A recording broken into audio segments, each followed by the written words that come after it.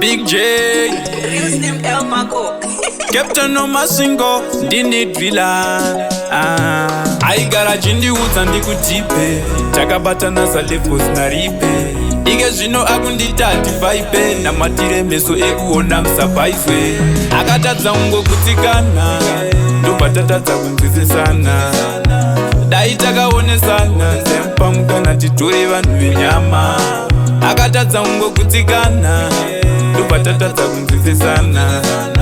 dai takaonesana sempamukana titore vanhu venyama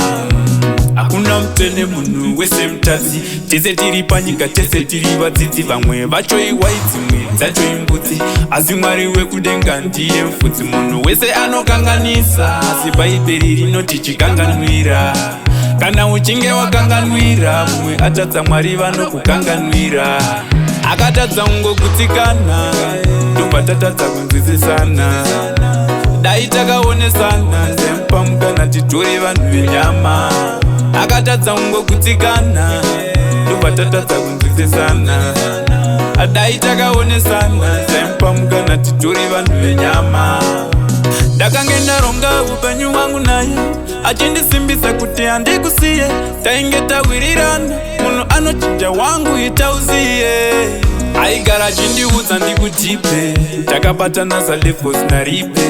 ike zvino akunditati vaipe namatire meso ekuona musapaiswe akatadza ungokutsikana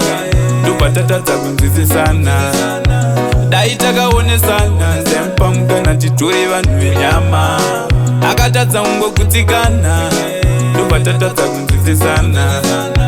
dai takaonesana sempamukana titore vanhu venyama